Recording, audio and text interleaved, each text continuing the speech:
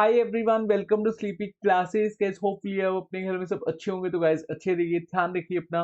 And guys आज हम discuss करेंगे इंडस रिवर सिस्टम। अब देखिए हमारे प्यारे भारत से बहुत सारी रिवर्स फ्लो करती हैं। कुछ पेनिनसुलर रिवर्स हैं और कुछ हिमालयन रिवर्स हैं। अब पेनिनसुलर रिवर कौन सी होती हैं? देखिए इंडिया के ठीक इधर आपको देखने को मिलेगा अरेबियन सी, इधर देखने को मिलेगा बे ऑफ बंगाल और ठीक नीचे आपको देखने को मिलेगा इंडियन ओशन। जो भी रिवर का ओरिजिन ये वाले रीजन से होता है उसको बेसिकली हम क्या बोलते हैं? पेनिनसुलर रिवर बोलते हैं। और इंडस क्या है? एक तरह की हिमालयन रिवर है। और हमने प्रीवियस सेशन में गंगा रिवर सिस्टम जो कवर किया था उसमें सबसे पहले हमने फ्लो चार्ट की फॉर्म में और मैप की फॉर्म में रिवर सिस्टम को समझा था।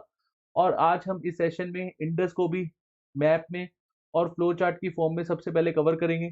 देन हम डिटेल में डिस्कस करेंगे और जो इंपॉर्टेंट पॉइंट्स हैं वो भी हमें देखने होंगे, क्योंकि एग्जाम में डायरेक्टली इन्हीं पॉइंट से आपको क्वेश्चंस देखने को मिलेंगे। अब देखिए इंडस को हिंदी में क्या कहा जाता है? सिंधु।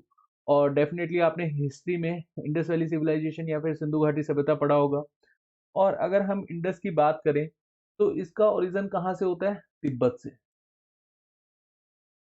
और तिब्बत से कहाँ से होता है इसका ओरिजिन? बोखार ग्लेशियर या फिर कैलाश मानसरोवर। उसके बाद इंडिया में जो जम्मू एंड कश्मीर वाला पार्ट है वहां पर 20% मेनली फ्लो होता है इंडस का, और 80% के आसपास फ्लो होता है पाकिस्तान में। तो पाकिस्तान के लिए क्या होगी? लाइफ लाइन रिवर होगी। और उसके बाद इसका डेस्टिनेशन पॉइंट क्या है? अरेबियन सी। अब ये हमने बहुत ही शॉर्टकट में समझा कि एग्जैक्टली इसका ओरिजिन कहाँ से होता है, इंडिया में कितने परसेंट फ्लो करती है और पाकिस्तान में कितने परसेंट फ्लो करती है। अच्छा, इंडिया और पाकिस्तान से आपको याद आ रहा होगा 1960 में इंडस ट्रीटी हुई थी एक। और ये जो ट्रीटी थी इसमें डिसाइड हुआ था कि इंडिया कितना इसका फ्लो यूज करेगा और पाकिस्तान कितना फ्लो यूज करेगा। तो उसको हम लास्ट में डिस्कस करेंगे। सबसे पहले एक बार हम फ्लो चार्ट की फॉर्म में समझ लेते हैं, देन हम समझेंगे इसकी लेफ्ट बैंक ट्रिब्यूटरीज कौन सी हैं, राइट बैंक ट्रिब्यूटरीज कौन सी हैं। क्योंकि आजकल एग्जामिनर इस तरह से भी क्वेश्चन पूछ लेता है, डायरेक्टली आपको देखने को मिलेगा कि बताइए इंडस की राइट बैंक ट्रिब्यूटरीज कौन सी हैं। अगर आपको फ्लो पता होगा कि कहाँ से कैसे होता है तो डेफिनेटली ये क्वेश्चन आपके लिए ईजी होंगे। मैं अभी आपको बताऊंगा, तो आप कभी भी लेफ्ट बैंक ट्रिब्यूटरी और राइट बैंक ट्रिब्यूटरी पर क्वेश्चन गलत नहीं करके आओगे। अब देखिए सबसे पहले यहाँ पर सिंपल वे में समझते हैं कि इंडस का ओरिजिन कहाँ से होता है? बुखार ग्लेशियर, कैलाश मानसरोवर, तिब्बत। और तिब्बत से ना इंडिया में 3 रिवर आती हैं, इंडस, सतलुज और ब्रह्मपुत्र। ब्रह्मपुत्र को तुसांगपू कहा जाता है, इंडस को सिंगे खंबन कहा जाता है, और जो सतलुज है इसको आप सतलुज ही याद कर सकते हो। और ये जो 3 रिवर हैं ये कैलाश मानसरोवर से ही आती है, मतलब 80 किलोमीटर के इन बिटवीन ये रिवर का ओरिजिन होता है। और एग्जैक्टली अगर हम समझें इंडस का ओरिजिन कहाँ से होता है? सिंगे खंबन। और इसको तिब्बत में लॉरेंस माउथ या सिंगे खंबन कहा जाता है। याद रखना इंपॉर्टेंट है, एग्जाम में डायरेक्टली क्वेश्चन आता है। और इंडिया में एंटर कहाँ से करती है? लद्दाख और झस्कार की पहाड़ियों से। और जैसे कि मैंने आपको बताया कि 20% ही फ्लो इसका इंडिया में होता है। फिर ये चली जाती है पाकिस्तान, और पाकिस्तान में इसका फ्लो होता है 80%। और पाकिस्तान की है ये लाइफ लाइन रिवर। अगर एक दिन भी पाकिस्तान में इंडस का पानी ना पहुंचे तो पाकिस्तान की हालत खराब हो जाएगी। और देखिए पाकिस्तान में इंडस की जो 5 ट्रिब्यूटरीज हैं वो जाकर मिलती हैं सतलुज, ब्यास, चेनाब, रावी, झेलम। और एग्जैक्टली इनका मिलन कहाँ पर होता है? मिठानकोट। अब यहाँ पर आपको याद आ रहा होगा पंजाब, पंज दरिया दी भूमि। एग्जैक्टली जो पंजाब का नाम है ना वो बेसिकली इसी में इसीलिए पड़ा था कि 5 नदियों का संगम होता है। और अनफॉर्चुनेटली 1947 में जो हमारा आधा पंजाब है वो पाकिस्तान के पास चला गया था। और एग्जैक्टली जो लोकेशन है जहाँ पर ये रिवर्स जाकर मिलती हैं ये पाकिस्तान के पास है आज की डेट में। मिठानकोट, पाकिस्तान, पंजाब। और उसके बाद का जो डेस्टिनेशन पॉइंट है वो क्या है? अरेबियन सी। तो थोड़ा सा हम डिटेल में कवर करेंगे तभी हमें समझ में आएगा। तो एक बार हम देख लेते हैं लेफ्ट बैंक ट्रिब्यूटरी और राइट बैंक ट्रिब्यूटरीज कौन कौन सी हैं इसकी। देखिए जैसे कि मैंने आपको बताया कि इंडस का ओरिजिन कहाँ से होता है? कैलाश रेंज या फिर बोखार ग्लेशियर, बात एक ही है। अब यहाँ पर इसका एग्जैक्टली कोर्स समझिए। इंडस इस तरह से फ्लो कर रही है और जो भी रिवर इसको इधर से आकर ज्वाइन कर रही है, मतलब मान लो कि कोई भी रिवर है उसका ओरिजिन यहाँ से हुआ होगा और देन वो इंडस को इधर से आकर ज्वाइन कर रही है। तो ये रिवर्स क्या हो जाएंगी इसकी, राइट बैंक ट्रिब्यूटरीज। और यहाँ पर देखिए कोर्स इस तरफ है, तो इधर से आकर जो ज्वाइन करेंगी वो क्या हो जाएंगी, राइट बैंक ट्रिब्यूटरीज। जो इधर से आकर ज्वाइन करेंगी वो क्या हो जाएंगी, लेफ्ट बैंक ट्रिब्यूटरीज। ये सिंपल है, कोई दिक्कत नहीं होनी चाहिए इसमें आपको। अब थोड़ा सा हम यहाँ पर ये समझेंगे कि राइट बैंक ट्रिब्यूटरीज कौन सी हैं। जैसे गिलगिट है, श्योक है, नुब्रा है। और नुब्रा से रिलेटेड एक क्वेश्चन आया हुआ था कि एग्जैक्टली बताइए कि नुब्रा का ओरिजिन कहाँ से होता है। सियाचिन ग्लेशियर से। और सियाचिन ग्लेशियर लॉन्गेस्ट और हाईएस्ट बैटल फील्ड है, 76 किलोमीटर ये ग्लेशियर है। और एग्जैक्टली इसको हमारी इंडियन आर्मी ने पाकिस्तान से कब्जाया था 1984 में। और कौन से ऑपरेशन के तहत इसको कब्जाया था ये आप मुझे कमेंट सेक्शन में बताइएगा। उसके बाद यहाँ पर देखिए कुनार है, स्वात है, ये सारी क्या है, राइट बैंक ट्रिब्यूटरीज हैं। अब इंडस के पॉइंट ऑफ व्यू से अगर हम समझे ना, इसकी जो मेनली ट्रिब्यूटरीज हैं वो लेफ्ट बैंक ट्रिब्यूटरीज हैं। जैसे ब्यास होगी, सतलुज होगी, चेनाब होगी, रावी होगी, झेलम होगी। ठीक है, तो एग्जैक्टली हम यहाँ पर समझ लेते हैं। अब देखिए इंडस रिवर के रिगार्डिंग अगर हम समझें तो इंडिया में इसका मेनली फ्लो कहाँ पर होता है, लद्दाख रेंज और एग्जैक्टली खसकार की पहाड़ियों में इसका फ्लो हमें देखने को मिलता है यहाँ पर। मतलब हिमालय से भी ऊपर से आती है ये, तिब्बत से। और हिमालय में का मेनली हमें फ्लो देखने को मिलता है। यहाँ पर एक गोर्स भी बनता है, वो इतना इंपॉर्टेंट नहीं है, आप डायरेक्टली फैक्चुअल इंफॉर्मेशन ही याद करो।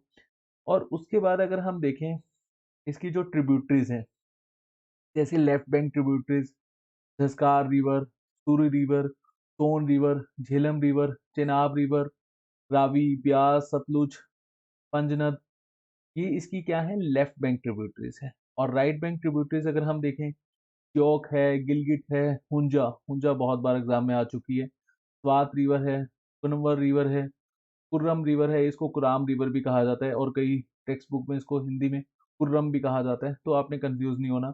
काबुल रिवर है, बहुत ही छोटी सी रिवर है ये इसकी क्या है, राइट बैंक ट्रिब्यूटरीज है। और जो हुंजा रिवर है ये एग्जैक्टली यहाँ से फ्लो करती है, ये वाले रीजन, ये हुंजा रिवर है। इसका ओरिजिन नहीं पूछा जाता, जस्ट आपको पता होना चाहिए कि एग्जैक्टली लोकेशन कहाँ पर है कौन सी रिवर की। और यहाँ आपको जो याद रखनी है, जैसे झेलम का ओरिजिन कहाँ से होता है, वेरीनाग, पीर पंजाल की जो पहाड़ी है वहाँ से इसका ओरिजिन होता है, कश्मीर वैली से। और जो वुलर लेक में पानी जाता है वो झेलम का ही जाता है। और देन यहाँ पर आपसे क्वेश्चन पूछा जाएगा कि बताइए चेनाब को ये ज्वाइन कहाँ पर करती है, जहांग, ये पाकिस्तान में रीजन है, यहाँ पर चेनाब को ज्वाइन करती है। उसके बाद चेनाब से आपसे क्वेश्चन पूछा जाता है, देखिए चेनाब का जो मैप है ना, इससे समझिए। अब चेनाब जो है ये अपनी दो ट्रिब्यूटरी से मिलकर बनती है, एक है चंद्र और एक है भागा। अब यहाँ पर आपको देखने को मिल रही होगी चंद्र रिवर, और यहाँ आपको देखने को मिल रही होगी भागा। जब ये दो रिवर का संगम होता है ना, तब जाकर ये बनती है चंद्रभागा, और इसी को बेसिकली हम क्या बोलते हैं, चेनाब रिवर। और ये लॉन्गेस्ट या फिर लार्जेस्ट ट्रिब्यूटरी है इंडस की।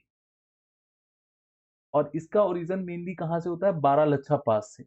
बारालच्छा पास कहाँ पर है, लाहौल स्पीति, जो कि झस्कार की पहाड़ियों का ही एक आपको रेंज देखने को मिलेगी।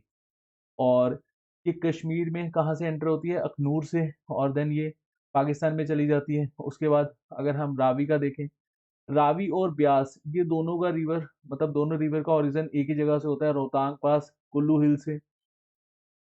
और उसके बाद जो सतलुज है, जैसे कि मैंने आपको स्टार्टिंग में बताया था, इसका ओरिजिन कहाँ से होता है, तिब्बत से। और तिब्बत से कहाँ से होता है, कैलाश मानसरोवर। और एग्जैक्टली अगर हम देखें Rakas lake, near about Mansarovar lake, बिल्कुल यहाँ पर एग्जैक्टली आपको देखने को मिलेगा। और इसको तिब्बत में क्या कहा जाता है, लंगचन खम्बम। ये नाम याद रखना, डायरेक्टली आपको आपके एग्जाम में देखने को मिलेगा। और ये कहाँ से पास होती है, टिपरी किला पास से, और फिर पंजाब प्लेन्स में चली जाती है। और उसके बाद अगर हम देखें इंडस वाटर ट्रीटी, अब देखिए 1960 में अयूब खान थे पाकिस्तान के प्रेसिडेंट, और हमारे देश के फर्स्ट प्राइम मिनिस्टर कौन थे, जवाहरलाल नेहरू जी। तो इन दोनों के बीच में हुई थी इंडस वाटर ट्रीटी। इसमें हुआ क्या था, बस तीन नदियों का जो पानी है वो इंडिया यूज करेगा, और तीन नदियों का पानी पाकिस्तान यूज करेगा। तीन नदियां कौन सी हैं, जिसका पानी पाकिस्तान यूज करेगा? इंडस, झेलम, चनाब। और 3 नदियां कौन सी हैं जिसका पानी इंडिया यूज करेगा? ब्यास, रावी, सतलुज। आप मेनली देखते ही हो ब्यास रिवर कहाँ पर फ्लो करती है, और पंजाब में जैसे रावी है, सतलुज है। ये रिवर्स हमारे इंडिया के पॉइंट ऑफ व्यू से काफी इंपॉर्टेंट है। तो बस ये ट्रिटी में आपको इतना ही याद करना है, कोई ऐसा आपको ज्यादा यहाँ पर इंफॉर्मेशन नहीं याद करनी। और ये कब हुई थी? 1960 में। डेट कभी पूछी नहीं जाती, जस्ट आपको ईयर यहाँ पर पता होना चाहिए। और इस सेशन में इतना ही। नेक्स्ट सेशन में हम ब्रह्मपुत्रा को कवर करेंगे। अच्छा, प्रीवियस सेशन में ना एक डाउट था कि गंगा झारखंड से निकलती है कि नहीं निकलती। बिल्कुल निकलती है झारखंड से। देखिए, अब यहाँ पर हर डिस्ट्रिक्ट को, हर स्टेट को कवर करना बहुत मुश्किल हो जाता है। और गंगा से जितने भी इंपॉर्टेंट फैक्ट्स थे वो मैंने आपको प्रीवियस सेशन में बता दिए थे। और उतने फैक्ट से ही आपका क्वेश्चन पूछा जाएगा। वैसे अगर क्वेश्चन पूछा जाए कि कितने स्टेट से फ्लो होती है, मेनली 4 ही स्टेट आपका यहाँ पर कंसीडर होता है। और कई बुक्स में आपको यहाँ पर 5 दिया होगा, कई बुक्स में 4 दिया होगा। तो जब मैं आपको ज्योग्राफी का क्वेश्चन, मतलब ज्योग्राफी के क्वेश्चन हम डिस्कस करेंगे घटना चक्र में, तो वहां आपको एग्जैक्टली बताऊंगा कि कौन कौन से एग्जाम में आपको 5 लगाकर आना है, कौन कौन से एग्जाम में आपको 4 लगाकर आना है। मतलब गंगा कितने स्टेट से पास करती है, और गंगा एग्जैक्टली कौन कौन सी लोकेशन से पास करती है, यूपी और बिहार। ये अगर हम यूपी के स्टेट लेवल एग्जाम दे रहे हैं, जो मतलब स्टेट के एग्जाम होते हैं ना, ग्रुप बी, ग्रुप सी, या फिर ग्रुप डी के एग्जाम, उसमें हमें याद करना पड़ता है।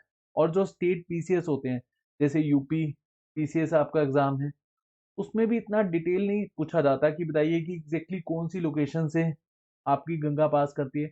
वैसे अब स्टेट स्पेसिफिक एग्जाम है, तो डेफिनेटली हमें उतना डिटेल में तो जाना ही होगा, क्योंकि एग्जामिनर का कोई भरोसा नहीं होता कि कहाँ से क्वेश्चन वो पूछ ले।